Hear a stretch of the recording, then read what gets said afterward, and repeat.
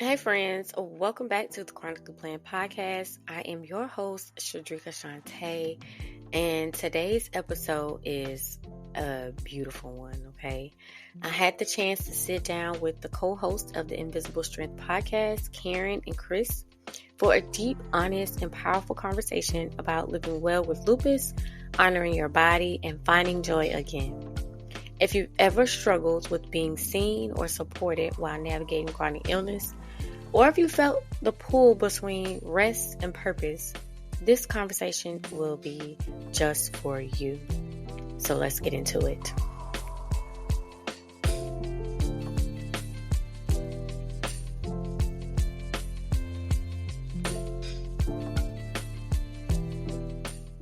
This episode is brought to you by the Chronically Planned Content Club, a gentle space for women living with a chronic illness to plan, create, and grow at their own pace.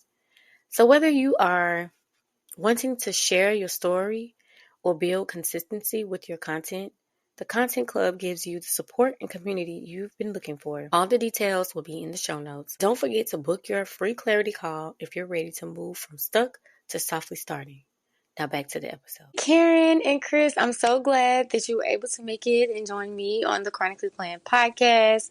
How are you feeling today? I'm doing wonderful. I'm excited to be here. Thanks for having us. Absolutely. Yes. So before we dive into you guys' work, let's take me back. Karin, you can go first on who you were before lupus and what shifted your diagnosis. Yes. So before I had lupus, I was I was in my early 20s, just started working in journalism out of college. And lupus came on very suddenly through some joint pain, and we'll get into all that later. But if you haven't gathered already, I'm from Minnesota. I'm sure you'd notice the Midwest accent. I live here with my husband and two boys, and we are a very active family. I love being outside. We do everything from hiking to skiing. That is just how I stay mentally sane, is by moving and being in nature. And Chris? Well, yeah, I was a chaplain and a middle school teacher when I got diagnosed in my early 20s. Just a few months after my wedding day, I was diagnosed.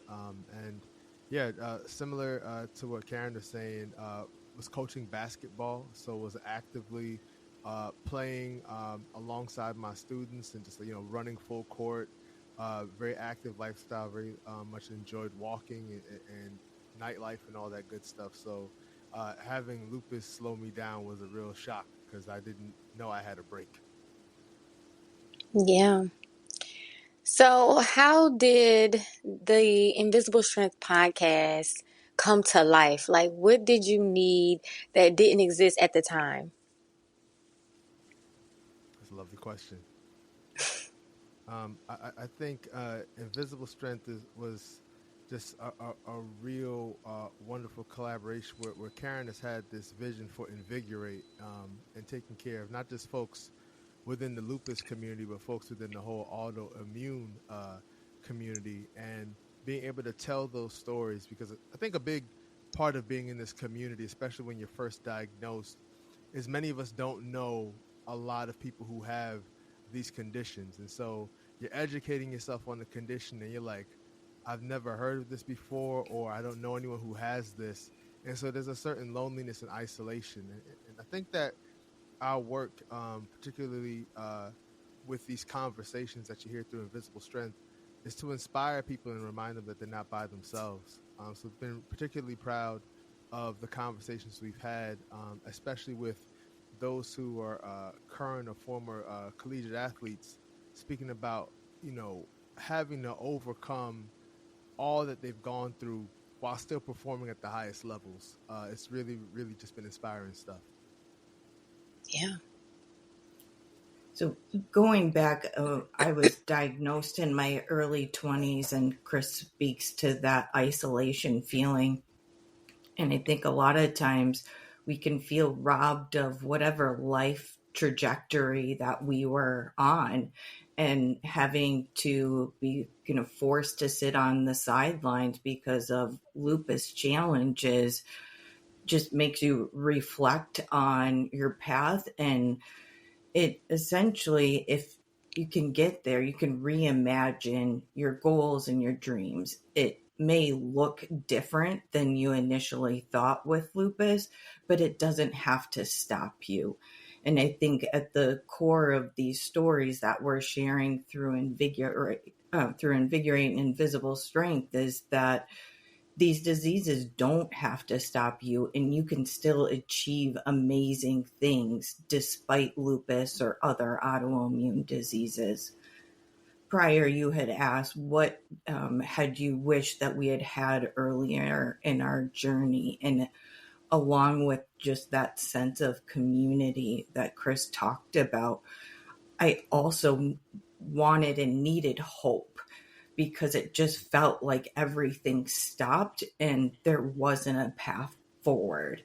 And so by sharing these stories, we're hoping to share the hope and the joy that life can bring, even despite these very intense challenges. Yeah, I love that. I love that. There's something similar that I like to do, because I don't really like to highlight, even though we do go through these things, I don't want that to be the highlight of, excuse me, our stories, because we do have moments of joy and things in our life that, do go well. And I like to highlight that, especially when we are some overachievers and, starting businesses, starting podcasts, going back to school, losing that weight. Those are so empowering when you have been in those spaces where you're just like alone and you don't know who else is going through these struggles, and that why me, or can I do this, or am I capable? And just listening to other people's stories and locking in into community, it really does help. Mm-hmm. It really does. I guess your podcast is basically about sustainable wellness. Could you explain what that really looks like for someone navigating fatigue, flares, and brain fog? Yeah. So at the core of Invigorate is we want to share the message that you can live well with these diseases. However, oftentimes just medication alone isn't enough to manage symptoms effectively. I know for me personally, that was definitely my case. Despite being on intense medications, I was still having wicked joint pain and other symptoms that I just couldn't shake. And so by starting to implement small changes through diet, movement, mindfulness has been a big one, then you can really start to live well with these diseases. And through at invigorateyourjourney.com, we've provided resources from our community members who've vetted products and services that have helped empower people to make small incremental changes to better manage their symptoms. Do you have anything you want to add, Chris, to that? Well, yeah, no, I just think of all the ways that it sorts of robs you of your quality of life. Thinking about uh, the different skills you have to adapt when you're going through brain fog, the different ways you have to move through the world when you're dealing with fatigue. I was just listening to a conversation early this morning, and they were just talking about just aging in general, like approaching 40 and going into your 40s and needing to warm your body up before you start the day, and just thinking about how much more that is true for those of us in this community, right? So speaking a lot about things like spoon theory and making sure that you're not Mm-hmm. overexerting yourself, and what sorts of foods help you, just paying attention to your body in terms of what foods help you feel like your best self and what foods help you feel extra sluggish, right? Like how much hydration you're doing, what sorts of moderate exercise you're able to do. So it really, and most importantly, as Karen was speaking about, that whole sense of mindfulness, because there's so much about your state of mind that can help you get through these things. It's not the end all be all by itself, But if you're not in a mindset of like, I can live with this, I can get through these challenges, it's going to be very difficult for you to have a quality of life. Yes, I And totally agree. Chris touched on it, but one of the specific tools that we're offer and talk a lot about on the podcast is being able to start your day right, end your day right. And so when you are managing your schedule and your spoons and your energy, that's going to best help you deal with that brain fog and fatigue. And there's never a silver bullet, but you can change your diet until all those things start to take hold. Just managing your energy and protecting your space, I think, can be very helpful in the short term. No question. Yeah. It's kind of that's why I wanted to speak to you guys, because it really does align with my business and what I've found to be my saving grace, which is using a planner as a tool to get there. Because I feel like that, I don't know, I found the joy in creative planning, which is the stickers and the highlighters and the color coding and all of that. It just brought me so much joy looking to the future of what I could do, honoring my body and, not going against it. So I would just plan around what I could do. And that kind of incorporates the spoon theory as well, because you can look at that and analyze that. And, when you write things down over and over again, it kind of programs in your brain that it's something that, you should probably do. So I like, using my planner to heal, to feel better, to move the needle forward, instead of just being in that stuck, stagnant place of feeling ill, even though there are moments where I feel that. So some of us struggle with all or nothing mindset. How can we make peace with slow progress and still feel like we're doing enough? I love that question. There is a certain way, especially because I think a lot of the folks we meet in this community are tremendously ambitious people. They weren't. I've yet to meet someone whose diagnosis story is, "Oh, I wasn't really doing much. I wasn't involved in anything, and then somehow I got sick." It's always the people who were overcommitted and just all gas, no brakes, who this has encountered. And I think because of that, that having that sort of drive can be a blessing, but the sort of underside of it can be this sort of perfect being the enemy of good mindset. And I think that really allowing yourself to enjoy the daily wins is critical.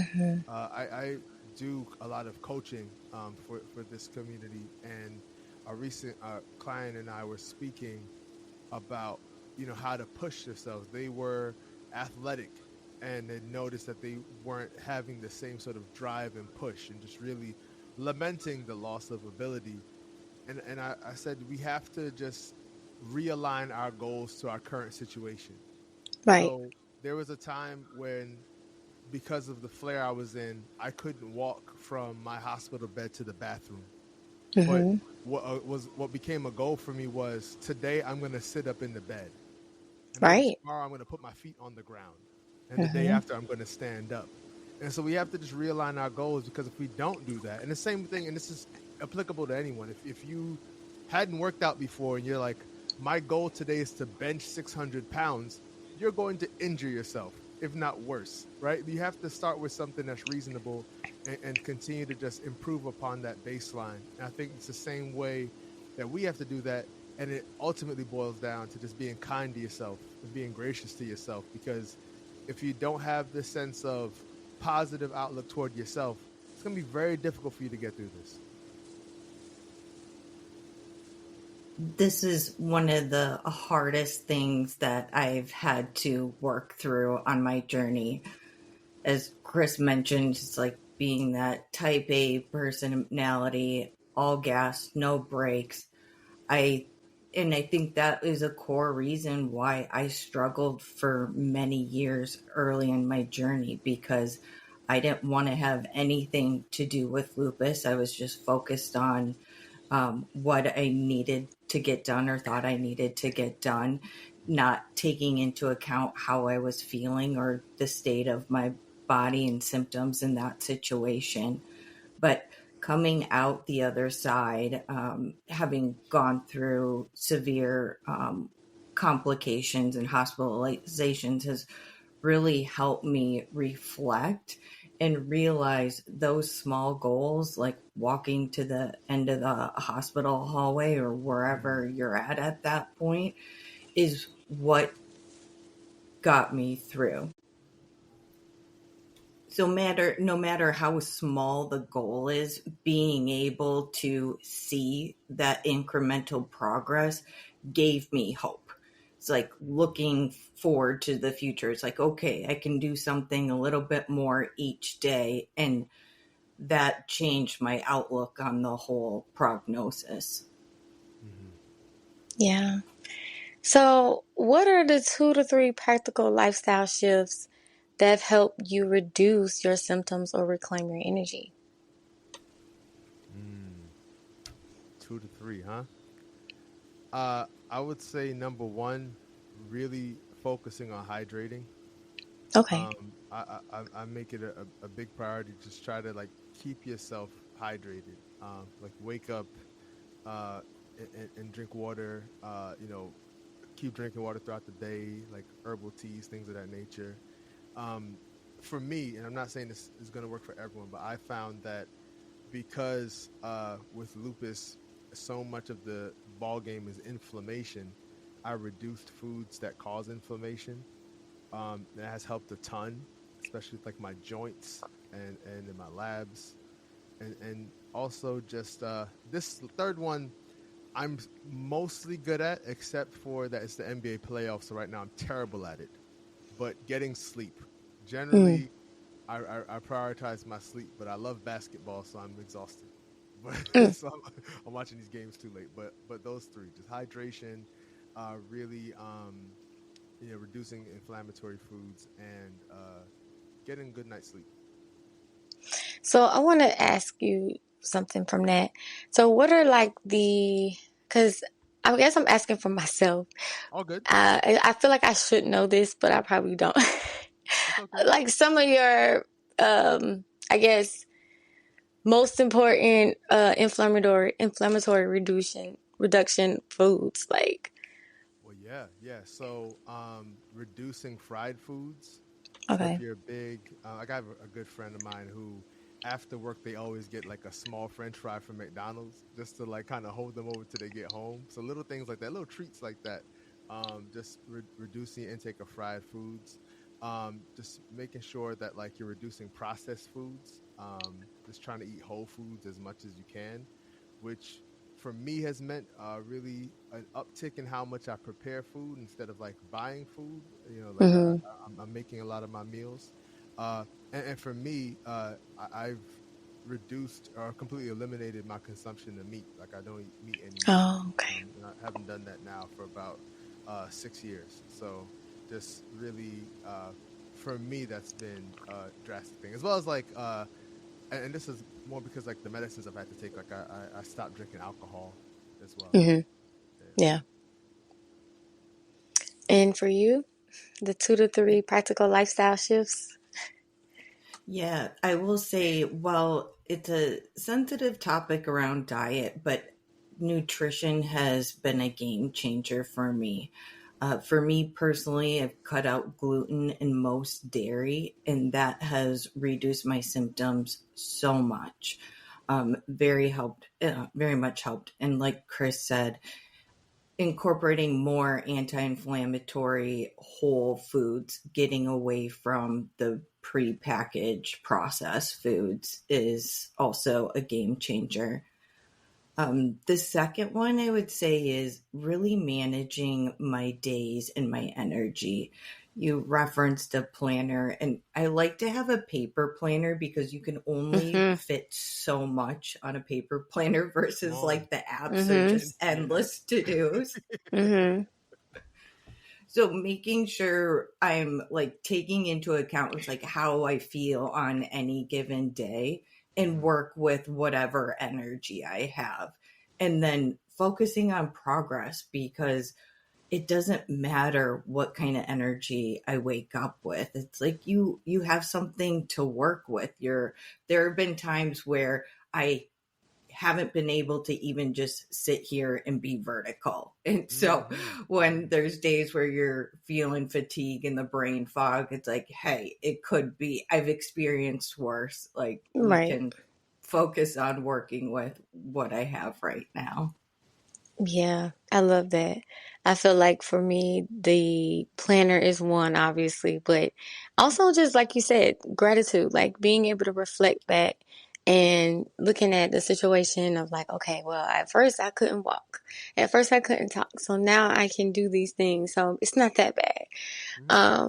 And I mean, my children, of course, that makes me, feel like I can conquer the day and get things done. Almost because I have to. Right. But that's always fun. So what do you do personally to come back to yourself when you feel discouraged or disconnected from your body? Like, when you're like, oh man, like I just, what is it that brings you back and wheels you back in? For me, it's definitely my support system. Yeah. I lean on them so much when I'm feeling discouraged and I'm not having those good days. Like they wheel me back in. So what do you do? No, I think positive self talk is really important, and just reminding yourself that kindness is not something you don't deserve, and it's not something you have to earn. So being kind to yourself is important. For me, I think my spiritual practice has been very helpful. So I try to start my day with an attitude of gratitude, and just really live my life in a way that I hope makes love a signature for me, right? The way I'm treating people with a particular generosity and hospitality, and just really understanding that the world's much bigger than myself, that whatever, I remember saying this to myself, like my self-talk during my first flare, I didn't want to let pity into the room too much, because I kept thinking, as bad as I had it in the hospital, there was a child on the other side of the hospital who was going through some sort of horrible situation, a situation that I would not exchange for my own. And when you have that kind of perspective, it really helps with any sort of like egomania or narcissism that would say my problem is the biggest problem in the world. When you can have that perspective, like, yeah, this is bad, there's no doubt about it, but there are other bad things happening too. So keep things in perspective has helped me quite a bit. Yeah, I love that. Giving yourself that grace is just vital. It's like the kindness aspect of it, and just knowing that it's like, one, this isn't your fault. Yes, there's absolutely bigger problems, but this also isn't going to last forever. And just giving yourself that grace that it is what it is at this time and we'll get through it. So to your point, Chris, having that faith and hope that it's going to get better. Absolutely. Yeah. Faith is like a big part of me in my business. Like it's part of my framework, actually. Like faith, plan, and execute. Like it has to be in that order. Yeah, for sure. So speaking of business, how do you balance being a CEO, a podcast host, and a board leader while managing your health? Well, I will say that there's some days that the stuff just doesn't get done. Come on now. Yes. So for a very real example, we typically release our podcast every Wednesday morning, and it just didn't happen today because I ran out of time and energy. And the world didn't fall down over it. Right. Yeah. But we get to embrace the opportunity of having this conversation with you today. And so I think prioritizing everything on your list and realizing that you can only do so much and letting go of the rest. Yes. Yes. I feel like that's where you say the grace comes in at. Like, look, I'm going to give myself grace. I know I had a hard time because I lost my voice maybe like a week or two ago, and I'm teaching my inner circle class, and I was like, oh my gosh, like, I can't speak what I'm going to do. And I had a little moment, but when my voice came to, I just recorded the class and sent it to them, because it was like, I'm going to figure out a way to still show up and offer what I can and do what my energy or my voice would allow me to do. And thankful to this community that they are understanding and they do know that things happen and we have low energy days. So it always ends up working out if you don't be so hard on yourself. That's it. Well, and you also bring up a good point about flexibility. Yes. Last week I had such bad, horrible joint pain in my back that I literally couldn't get out of bed for 2 days. Like, very painful. But the second day I was able to be on my laptop while I was laying in bed. And so it's like, well, you can still flex even if you're down for the count. So I'm a big believer in flexibility and adjusting to however you feel on any given day. No doubt. Yeah. What about you, Chris? Yeah. No, I think it's like really communicating those expectations with your team, right? Mm-hmm. Just allowing, because I remember when after my first flare, and I was going into a new job, and I was so nervous about telling them I had lupus. I was like, I'm never going to bring it up. But then eventually I had a second flare. And to this day, it remains my favorite work experience because they immediately went into action. Everyone from, I was a teacher, so everyone from my like vice principal to the principal to, my union teammates, like everyone at the in our community really helped support me in terms of how me and my family were doing, but also responsibilities I had at work. Everything was taken care of so that I could really just pay attention to getting back to being myself. And I think that all that was a result of the energy you put out in the world, but also sort of the expectations. And I think in this past year, I'm grateful for health, but I also have still learned that you have to teach people how to treat you. And I think that a lot of us get so nervous about letting people down. Like, and it don't even have to be related to like business. It could be really like your friends invited you to come out at Friday at 9 p.m. and you're like, I want to go, but then Friday's a rough day. Like you said yes on Tuesday, but Friday's here and Friday whooped you. And having the kind of friends who understand I'm not flaking out on you, my body just ain't up for it right now, is important. So having that understanding and communication and teaching folks how to treat you is critical. And to add to what you said, sometimes you even have to let people and things go.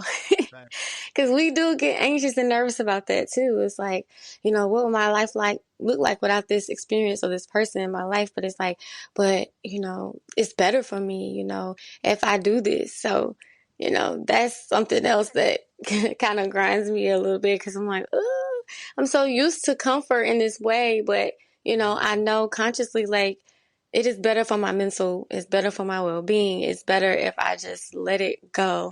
So that is something that could be challenging. I know it has been for me. So I want to know, what is a good moment or something from one of your podcast guests or something from your actual show that either changed you or, shifted something that you felt in your actual life? I think I've been so moved by the courage of our guests. They have done so many incredible things, from starting businesses to accomplishing athletic feats and raising families and all this, and just seeing people just continue in spite of the challenges. It just inspires me, and I think that's been a thread all throughout every episode. It's just people who had every reason to say, this is it, I can't go another step, who, because of their faith, because of their resilience, because of their drive, and deep sense of gratitude, they just kept going. And it's just beautiful to witness. And it's an honor to be able to help amplify those stories. Yeah. I'll say specifically some of the guests who they've been fighting these autoimmune diseases since they're 8, 9, and 10 years old.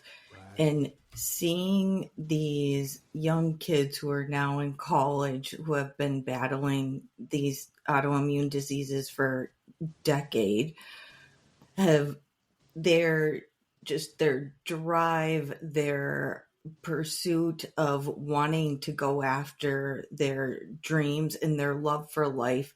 And as Chris alluded to, just not letting these diseases get in the way.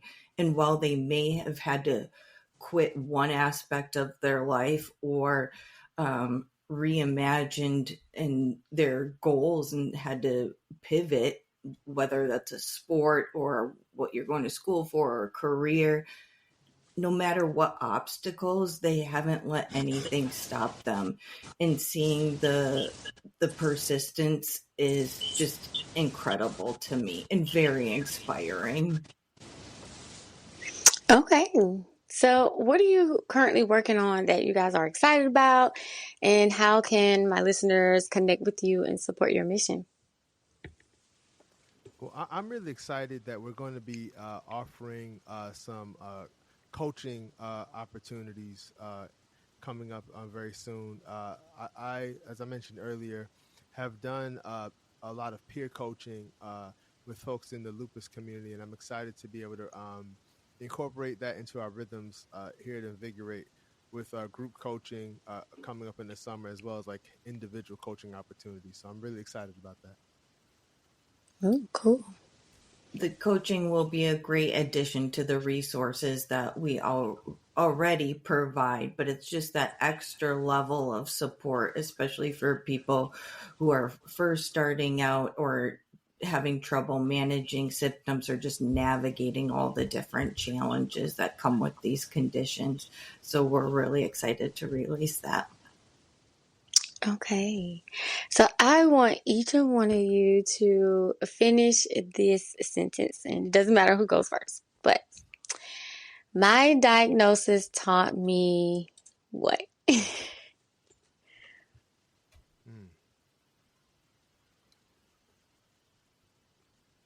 My diagnosis taught me that love will be with you even to the end. That's a good one. My diagnosis taught me grace.